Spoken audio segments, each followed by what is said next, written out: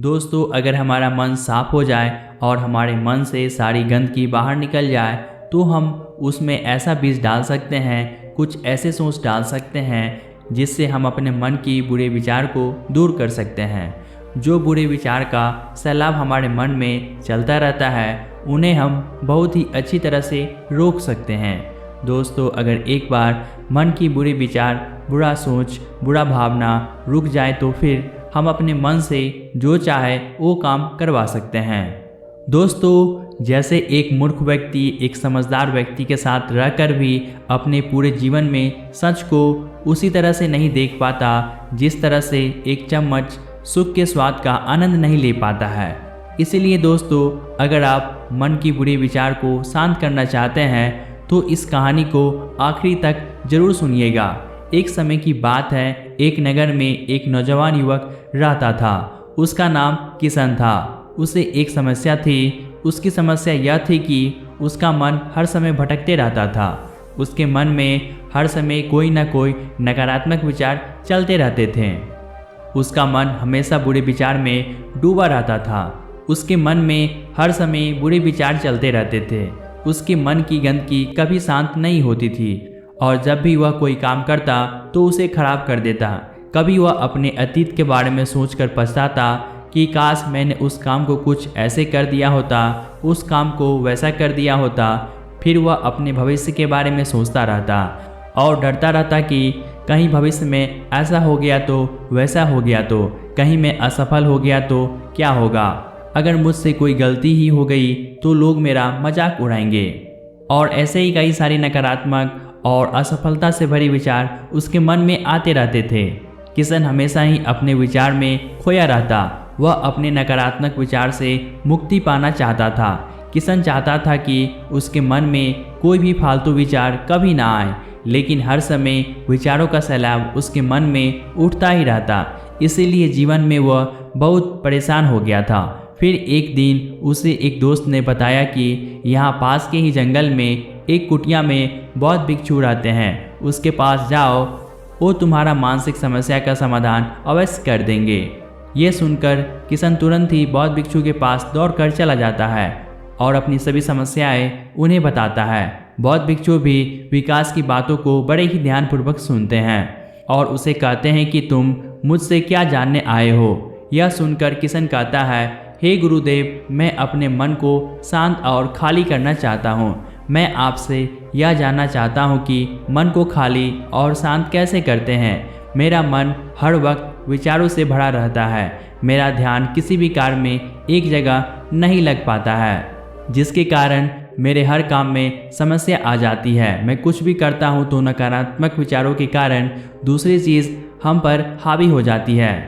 मेरा मन एक जगह ठहरता ही नहीं है और ऐसे ही हर दिन मेरे मन में हजारों विचार चलते रहते हैं और ये कब होता है, क्यों होता है, मुझे कुछ भी पता नहीं चलता। बहुत देर बाद मुझे ऐसा एहसास होता है कि मैं क्या करने बैठा था और मैं अभी क्या कर रहा हूँ। गुरुदेव, मैं अपने मन को विचारों से खाली करना चाहता हूँ। मैं चाहता हूँ कि मेरे मन में एक भी विचार न आए। जब मैं चाहूँ तभी मेरे मन में विचार आए। फिर बौद्ध भिक्षु ने कहा, किसी समस्या का समाधान तभी निकाला जा सकता है जब हम उस समस्या की जड़ तक पहुँच पाते हैं, समस्या को ठीक से समझते हैं और जानते हैं। आगे बौद्ध भिक्षु कहते हैं, जिस मन को तुम खाली करना चाहते हो, क्या तुमने उस मन को कभी समझने की कोशिश की है। यह सुन किशन ने कहा कि महाराज, मैंने अपने मन को जानने की बहुत प्रयास की है, लेकिन मैंने जितना इसके बारे में जानना चाहा हूँ, मेरा मन उतना ही उलझ जाता है। फिर बौद्ध भिक्षु ने उसको एक घड़ा देते हुए कहा कि जाओ, इस घड़े में छोटे छोटे पत्थर भरकर लेकर आओ। फिर वो युवक वहाँ से गया और छोटे छोटे पत्थर भरकर लेकर आ गया और उस घड़े को बौद्ध भिक्षु के पास रख दिया। फिर बौद्ध भिक्षु ने उससे कहा कि इस घड़े को तुम अपना मन समझो और इस घड़े में बड़े पत्थरों को अपने विचार समझो। अब इस घड़े में और पत्थर डालो। उस युवक ने घड़े में और पत्थर डालना शुरू किया। एक दो पत्थर डालने के बाद बाकी सारे पत्थर नीचे गिरने लगे, क्योंकि घड़ा पहले से भरा हुआ था। फिर बौद्ध भिक्षु ने उससे कहा, अब रुको, जरा ध्यान से देखो। अब घड़े में पत्थर नहीं आ रहे हैं, बल्कि पत्थर नीचे गिर रहे हैं, क्योंकि ये एक घड़ा है, जो इसमें आ सकता था वो आ गया, अब इसमें और पत्थर नहीं आएंगे। अगर दूसरे पत्थर डालने हैं तो पहले वाले पत्थर को निकालना होगा। यह सुनकर उस युवक ने कहा, गुरुदेव मैं आपकी बात समझ गया हूँ कि आप मुझे क्या बताना चाहते हैं। हमें अपने मन को विचार से ही खाली कर देना चाहिए। किशन की ये बातें सुनकर बौद्ध भिक्षु मुस्कुराते हैं और कहते हैं, अभी रुको तो सही, पहले मेरी पूरी बात तो सुन लो, उसके बाद मन को खाली कर लेना। फिर बौद्ध भिक्षु ने उस व्यक्ति से कहा कि हमारा मन एक घड़े के बिल्कुल उल्टा है, क्योंकि घड़े को तुम पत्थरों से भर सकते हो लेकिन मन को विचार से नहीं भर पाओगे, क्योंकि मन तो हमेशा खाली रहता है। ये सुनकर उस व्यक्ति ने कहा, गुरुदेव मुझे आपकी बातें कुछ समझ नहीं आ रही है। मन अगर खाली रहता है तो फिर हम उसे खाली करना क्यों चाहते हैं? फिर मन को खाली करने की क्या ही आवश्यकता है? फिर बौद्ध भिक्षु ने उससे कहा कि इस घड़े में से एक एक करके पत्थरों को बाहर निकालो। किशन ने वैसा ही किया, वो घड़े में से एक एक करके सारे पत्थरों को बाहर निकाल दिया और ऐसा करते करते अंततः घड़ा खाली हो गया। फिर बौद्ध भिक्षु ने उस युवक से कहा, देखा तुमने, जब एक एक करके तुमने पत्थरों को बाहर निकाला तो ये घड़ा खाली हो गया। अब तुम इस घड़े में कोई भी पत्थर डाल सकते हो, दूसरे पत्थर डाल सकते हो या फिर उन्हीं पत्थर को दोबारा डाल सकते हो, आधा भर सकते हो या फिर तुम पूरा भी भर सकते हो। फिर वह युवक कहता है, गुरुदेव मैं भी तो यही कह रहा हूँ कि मुझे अपने मन को खाली करना है। ये तो एक पत्थर है जिसे आसानी से निकाला जा सकता है और घड़े को खाली किया जा सकता है, लेकिन गुरुदेव मैं अपने मन को खाली कैसे करूं? फिर बौद्ध भिक्षु ने कहा, इस घड़े में एक पत्थर डालो और 2 पत्थर निकालो। यह सुनकर उस युवक ने कहा, गुरुदेव ये कैसे संभव हो सकता है? जब घड़े में एक पत्थर होगा तो एक ही पत्थर न निकलेगा, 2 कैसे निकलेंगे? फिर बौद्ध भिक्षु ने उससे कहा, ऐसा नहीं हो सकता है तो ऐसा ही करो कि इस घड़े में 2 पत्थर डालो और 4 निकालो। किशन ने कहा, महाराज ऐसा कैसे हो सकता है? यह कोई चमत्कारी घड़ा तो नहीं है कि 1 डालो तो 2 निकलेगा, 2 डालो तो 4 निकलेगा। यह सुनकर बौद्ध भिक्षु ने कहा, यह घड़ा तो चमत्कारी नहीं है, लेकिन तुम्हारा मन तो चमत्कारिक है। उसमें से अगर तुम एक विचार बाहर निकालते हो तो उसके साथ 2 विचार आते हैं, और जब तुम उन 2 विचारों को पकड़ते हो तो उसके साथ 4 विचार निकलते हैं, और फिर ऐसा करते करते विचारों की एक लंबी श्रृंखला बन जाती है और फिर तुम कहीं नहीं रुकते, एक के बाद एक विचारों को पकड़ते जाते हो। यह मिट्टी का घड़ा तो पत्थर से भर जाएगा लेकिन मन कभी नहीं भरता। वह हमेशा खाली रहता है लेकिन वह खाली नहीं करता, क्योंकि यह इस मन की माया है। फिर उस युवक ने कहा, मैं आपकी बातों को समझ रहा हूँ, लेकिन क्या मैं हमेशा अपने विचार की जाल में ही फंसा रहूँगा? क्या मन के इस माया जाल से निकलने का कोई रास्ता नहीं है? फिर बौद्ध भिक्षु ने कहा, इस मिट्टी के घड़े में आधे पत्थर भर दो। फिर किशन ने ऐसा ही किया। फिर बौद्ध भिक्षु ने कहा, अब इन पत्थरों में से कोई एक पत्थर चुनो और उस पत्थर की एक छोटी सी मूर्ति बनाकर मुझे दे दो। मैं जानता हूँ कि तुम एक अच्छे कलाकार हो। किशन ने एक पत्थर निकाला और उस पत्थर को बौद्ध भिक्षु के सामने ही तराशने लगा। पत्थर से मूर्ति बनाते वक्त उसे लगा कि यह पत्थर अच्छा नहीं है। फिर उसने दूसरा पत्थर घड़े से निकाला, लेकिन उसे वह पत्थर भी पसंद नहीं आया। फिर उसने तीसरा पत्थर निकाला, लेकिन वह तीसरा पत्थर भी उसे पसंद नहीं आया, क्योंकि उसका रंग अच्छा नहीं लगा। ऐसा करते करते उसने सारी ही पत्थर को बाहर निकाला, लेकिन उसमें से कोई भी पत्थर उसे अच्छा नहीं लगा। ऐसा करते हुए बौद्ध भिक्षु बड़े ही ध्यानपूर्वक देख रहे थे। फिर बौद्ध भिक्षु ने उससे कहा कि जो तुमने सबसे पहले पत्थर निकाला था, उस पत्थर को यह समझकर तराशो कि इसके बाद तुम्हारे पास कोई और पत्थर नहीं है और यह एक ही पत्थर तुम्हारे पास है। जैसा गुरुदेव ने कहा, उसी एक पत्थर को लेकर तराशना शुरू किया और मूर्ति बनाना शुरू किया।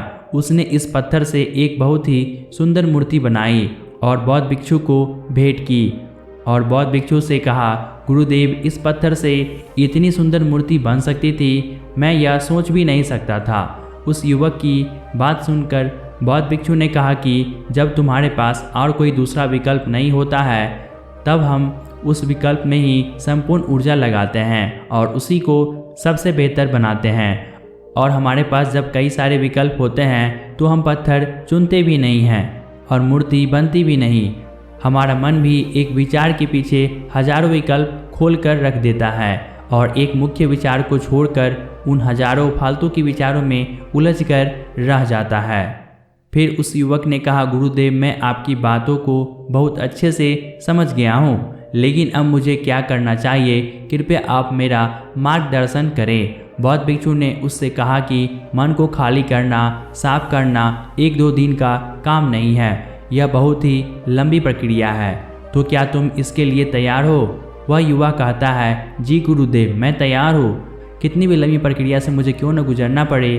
फिर बौद्ध भिक्षु ने उससे कहा कि मन का खालीपन नकारात्मक विचारों से दूर करने के 2 तरीके हैं। चलो उन्हें एक एक करके समझते हैं। पहला तरीका है कि ऐसे लोगों का साथ छोड़ दो जो तुम्हें कमज़ोर, पिछड़ा हुआ, कमज़ोर, लक्ष्यहीन महसूस कराए। अक्सर ऐसे लोग हमारे आसपास होते हैं जो हमसे पद और धन में ऊपर होते हैं और इसी पद और धन के घमंड में वह अपने नीचे से लोगों को कुछ भी नहीं समझते। इसीलिए ऐसे लोगों के पास रहना ही नहीं चाहिए। और ऐसे लोग अपने से छोटे लोगों को हमेशा यही महसूस कराते हैं कि आप कितने छोटे हैं और इसीलिए वह छोटे लोग अपने जीवन में कुछ बड़ा हासिल कर ही नहीं सकते। इसके अलावा कई बार हमारे मित्र और घर परिवार के सदस्य भी ऐसे होते हैं जो अक्सर हमें छोटा महसूस कराते हैं, हमें नीचा दिखाने की कोशिश करते हैं, लोगों के सामने हमारा मजाक बनाते हैं। तो ऐसे लोगों से जितना दूर रह सको उतना ही हमारे लिए अच्छा होगा। ये लोग ऐसे होते हैं कि तुम्हारी नज़रों से तुम्हारी गरिमा को दूर करके तुम्हें लक्ष्यहीन बनाते हैं और फिर तुम्हें खुद की काबिलियत पर शक होने लगता है। तुम्हारे अंदर खुद के प्रति नकारात्मक भावनाएं आ जाती है। यह नकारात्मक विचार हमें मानसिक तनाव और चिंता की ओर ले जाते हैं। फिर बौद्ध भिक्षु दूसरा तरीका बताते हुए कहते हैं कि तुम बहुत ही कम और चुनिंदा लोगों को ही अपना मित्र बनाओ। ऐसे लोगों को अपना मित्र बनाओ जिससे तुम कुछ सीख सकते हो, जिनकी तुम इज्जत कर सकते हो, जो तुम्हारी भावनाओं को समझ सके, जिनकी सोच तुमसे मेल खाती हो, जो जीवन में तुम्हें आगे बढ़ने में सहायता करे, हमारे जीवन और हमारे चरित्र को जो सुधारे। ऐसे लोगों के साथ ही हमें साथ में रहना चाहिए, क्योंकि हमारे माँ बाप के बाद हमारे मित्र का ही सबसे अधिक योगदान होता है। इसीलिए मित्रों का सही होना भी बहुत ही आवश्यकता होती है। इसीलिए मित्रों का सही होना भी बहुत ही आवश्यक है। ऐसा कहा भी जाता है, तुम उन 5 लोगों का प्रतिबिंब हो जिनके साथ तुम सबसे ज़्यादा वक्त बिताते हो। अगर तुम्हारे आसपास के 5 लोग जिनके साथ तुम सबसे ज़्यादा वक्त बिताते हो वह ईमानदार है तो तुम धीरे धीरे ईमानदार होना शुरू कर दोगे, और अगर वह अमीर है तो तुम भी धीरे धीरे अमीर बनना शुरू कर दोगे। कहने का तात्पर्य यह है कि तुम वैसा ही बन जाओगे जिस तरह के लोगों के साथ तुम अपना समय व्यतीत करते हो। किसी महान दार्शनिक ने कहा था कि तुम मुझे किसी भी इंसान के मित्र से मिलवा दो, मैं उसके मित्रों को देखकर उस इंसान का भविष्य बता दूंगा कि उसका भविष्य कैसा होने वाला है। हमारी सबसे बड़ी समस्या यही है कि हम लोगों को ना नहीं बोल पाते हैं। जिन लोगों के साथ हम समय बिताना भी नहीं चाहते हैं, ना चाहते हुए भी हमें उन नकारात्मक लोगों के साथ वक्त बिताना पड़ता है। इसीलिए सबसे पहले हमें अपनी ज़िंदगी में से उन लोगों को ना कहना होगा, और जिनके साथ रहकर हमें लगता है कि यह हमारी ज़िंदगी खराब कर रहे हैं, अगर यह हमारी ज़िंदगी में ना हो तो शायद हम ज़्यादा खुश रहेंगे, हमारी भविष्य ज़्यादा अच्छा होगा। तो बौद्ध भिक्षु आगे कहते हैं, तीसरा तरीका है कि तुम कभी भी अपना अतीत नहीं बदल सकते हो, लेकिन तुम अपना भविष्य अवश्य बदल सकते हो। इसीलिए तुम्हें पूरी तरह से वर्तमान में रहते हुए उन चीज़ों पर, उन कामों पर ध्यान देना चाहिए जो तुम्हारे नियंत्रण में हैं, जिन्हें तुम आज कर सकते हो, अभी कर सकते हो। बौद्ध भिक्षु कहते हैं, मेरी एक बात हमेशा याद रखना, केवल वर्तमान में रहकर भविष्य को अच्छा बनाया जा सकता है, अतीत में रहकर नहीं। इसीलिए वर्तमान में जीने की आदत डालो। चौथा तरीका है कि तुम स्वस्थ और पौष्टिक खाना खाओ। हमारा शरीर ऊर्जा से चलता है और हम जैसा खाना खाएंगे वैसे ही ऊर्जा हमारे शरीर को मिलेगी। अगर हमारा शरीर स्वस्थ नहीं रहेगा तो हमारा मन स्वस्थ कैसे होगा। जब शरीर कमज़ोर बीमार रहता है तो मन में कई सारे नकारात्मक विचार आते हैं और स्वस्थ शरीर में स्वस्थ मन का वास होता है। इसीलिए शरीर को स्वस्थ रखना हमारी जिम्मेदारी है। बौद्ध भिक्षु कहते हैं कि पांचवा तरीका यह है कि रोज़ ध्यान करो। ध्यान करने का सबसे उपयुक्त समय सुबह या फिर रात को सोने से पहले होता है, लेकिन अगर तुम्हें ध्यान में गहरा जाना है तो सबसे उपयुक्त समय रात का ही होता है। रात में सोने से पहले ध्यान करने से नींद में भी काफ़ी सुधार आती है, जिससे तुम अच्छे नींद में सो सकते हो। ध्यान करने के लिए तुम अपनी सांसों पर ध्यान केंद्रित कर सकते हो या फिर तुम अपने मन में उठने वाले विचारों पर भी अपना ध्यान केंद्रित कर सकते हो। मन में उठने वाले विचारों पर ध्यान केंद्रित करने से ध्यान करने वाले का ज़्यादा फायदा होता है, क्योंकि इसमें आसानी से गहरे ध्यान में उतरा जा सकता है। अगर तुम ध्यान नहीं कर सकते हो तो रोज़ खुद के साथ अकेले में वक्त बिताओ। व्यवहार को समझो, देखने की कोशिश करो कि मन में किस तरह के विचार उठ रहे हैं और क्यों उठ रहे हैं। बौद्ध भिक्षु आगे बताते हुए कहते हैं, छठा तरीका है कि तुम नए नए जगह घूमने जा सकते हो, क्योंकि एक पुरानी कहावत है कि एक लंबी यात्रा आपको 100 किताबों के बराबर ज्ञान देती है। गौतम बुद्ध अपने जीवन काल में 9 महीने लगातार घूम रहे थे। उनके भ्रमण करने का यही कारण था कि नए नए जगह जाने से ज्ञान की प्राप्ति के साथ साथ मन को एक नयापन भी प्राप्त होता है। नई जगह घूमने जाने पर हमारा मन उत्साहित रहता है। फिर बौद्ध भिक्षु कहते हैं, मन के जाल में कभी मत फंसो। मन को खाली करने की कोशिश मत करो। जीवन में ध्यान करना सीखो। अपने ध्यान को केंद्रित करो। अपने ध्यान में एकाग्रता लाओ और जीवन में जो कर रहे हो उसे पूरे मेहनत के साथ अंतिम समझकर करो। उस काम को ऐसे करो कि उसके बाद तुम्हें और कुछ नहीं करना है। और जब दूसरे विचार पर कार्य करो तो बस उसी पर कार्य करो, किसी तीसरे विचार पर नहीं। मन के माया जाल से निकलना इतना आसान नहीं है, लेकिन ध्यान करने से सब कुछ पाया जा सकता है। दोस्तों, उम्मीद करते हैं आपको यह वीडियो काफ़ी अच्छी लगी होगी। साथ ही आपने ज़रूर इस कहानी से कुछ न कुछ मूल्यवान चीज़ सीखा होगा। और दोस्तों, आप इस वीडियो को लाइक कीजिए, चैनल को सब्सक्राइब कीजिए और आप इस वीडियो को अपने दोस्तों के साथ शेयर कीजिए।